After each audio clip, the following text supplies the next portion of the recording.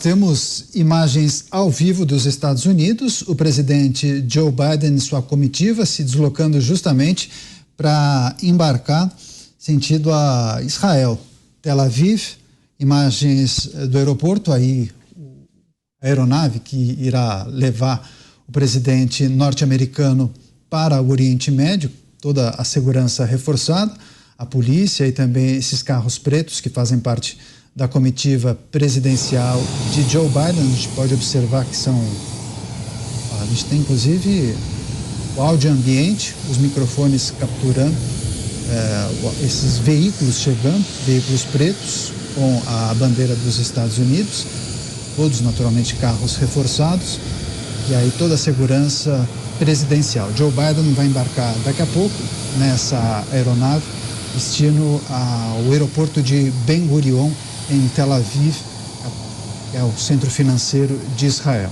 Amanhã, no dia de amanhã, ele inclusive terá uma reunião com o primeiro-ministro Benjamin Netanyahu para reforçar o apoio dos Estados Unidos a Israel. Mas a reunião que estava marcada com a liderança palestina Mahmoud Abbas acabou sendo cancelada.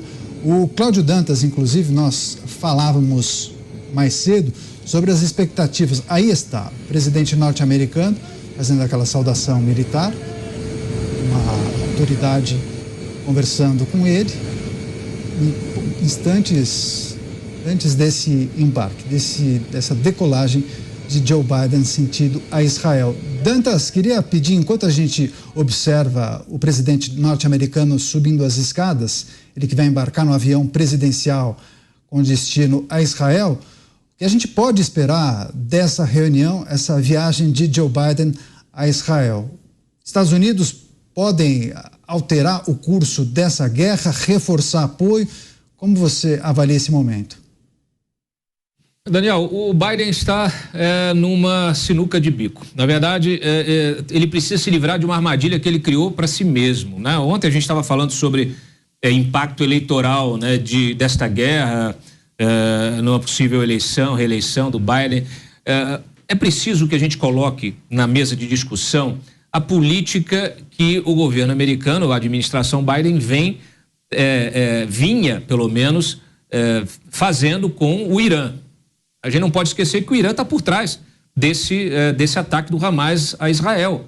O Irã é o grande incentivador, é o grande financiador do terrorismo no Oriente Médio, e especialmente aquele que visa a destruição de Israel. O Irã, ele simplesmente é uma das diretrizes governamentais da sua política externa, eliminar o Estado de Israel, destruí-lo, destruir o povo judeu, né, e eliminar o Estado de Israel. Então, esse é o motivo por trás do financiamento, da capacitação que o Irã fez nos últimos anos, capacitação, inclusive, na produção de mísseis ao Hezbollah, ao Hamas, etc. E o que a administração do Biden vem fazendo? Ela vinha numa política de destensionamento, né?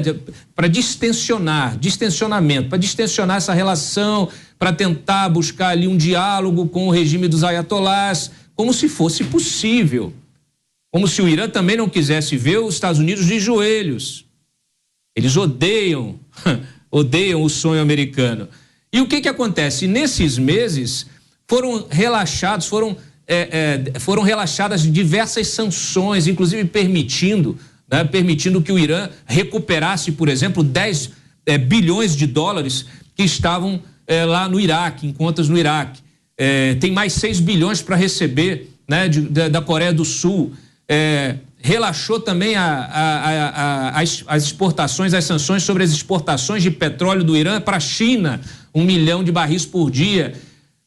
Especialistas calculam em 50 bilhões de reais o que o Irã embolsou só com esta política aí de distensionamento que o Biden resolveu aplicar, né? Resolveu executar. O que os nossos espectadores, a nossa audiência no rádio, na TV, nas redes sociais acham que o Irã fez com 50 bilhões de dólares?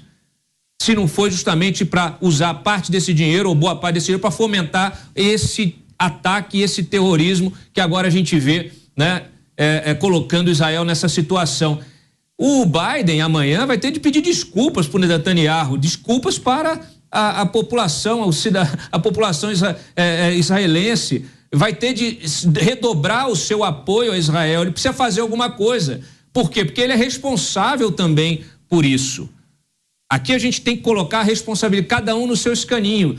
Todos são corresponsáveis, né? Então, assim, você não dialoga com terroristas, né? Nem com o Estado terrorista. E olha que é o mesmo Estados Unidos que lá na administração de George W. Bush, depois do 11 de setembro, incluiu o Irã no eixo do mal, ao lado do Iraque e da Coreia do Norte. É isso, a gente segue com o giro de análises.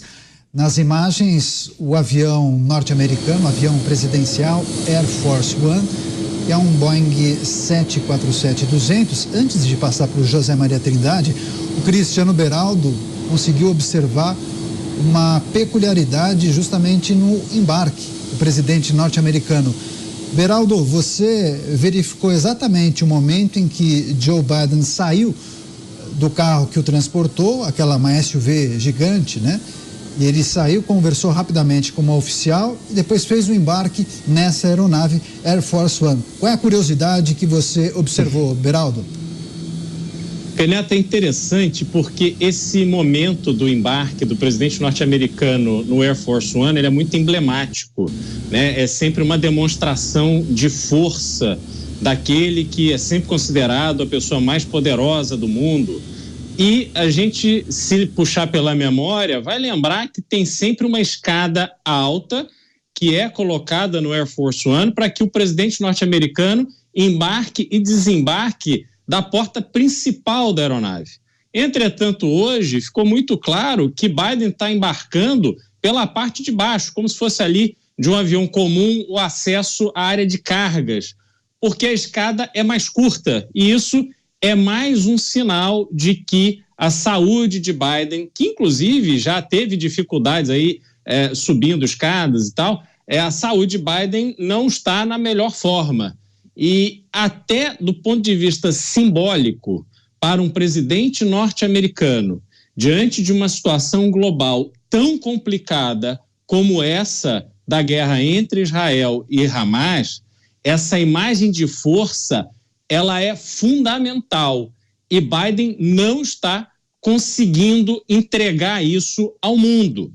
Então, eu acho que não só isso prejudica essas conversas que ele vai ter com não só o presidente de Israel, mas também presidentes de países ali próximos como a Jordânia, o Egito, o Mahmoud Abbas, presidente da Autoridade Palestina, cancelou esse encontro, mas ele terá um papel importante. E esse papel fica prejudicado pela imagem de fragilidade que Biden vem passando em diversas circunstâncias. Isso também traz consequências para a posição eleitoral de Biden nos Estados Unidos, sim. Quer dizer, os americanos, os norte-americanos, eles desejam no seu presidente aquela imagem da força. E o Trump, apesar de também estar indo aí para os 80 anos, ele tem essa presença física, essa fala firme, que entrega isso aos americanos. Então, todos esses detalhes vão compondo também a disputa pela presidência dos Estados Unidos que vai acontecer no próximo ano.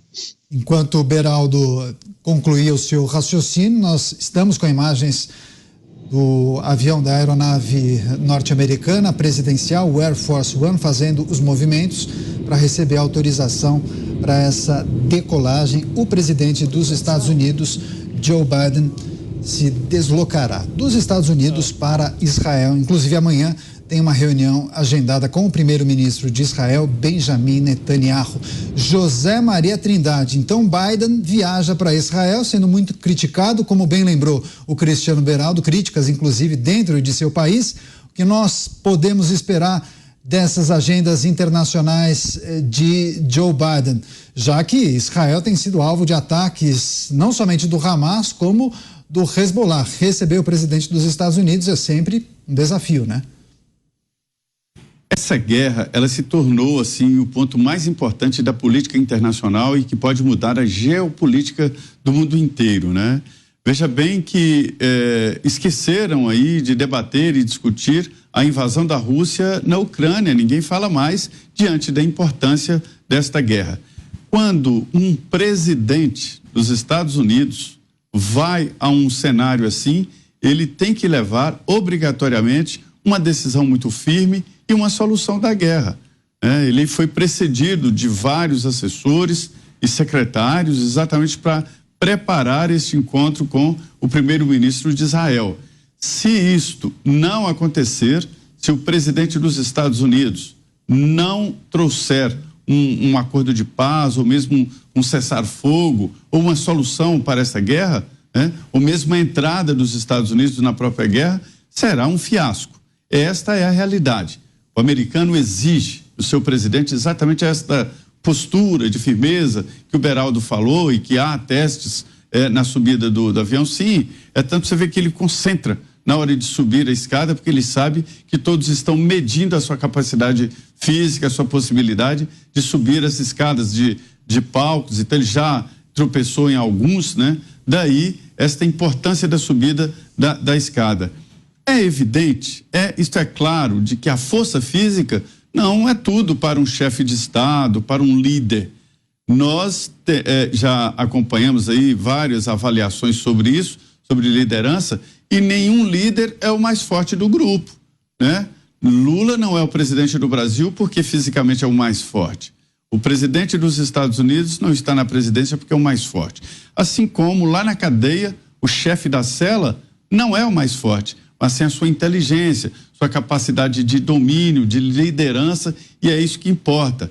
Mas é preciso passar subliminarmente exatamente esta possibilidade de uma reação física. E os Estados Unidos são um país que tem a cultura da guerra, tem uma indústria da guerra, e por isso leva muito a sério essa possibilidade.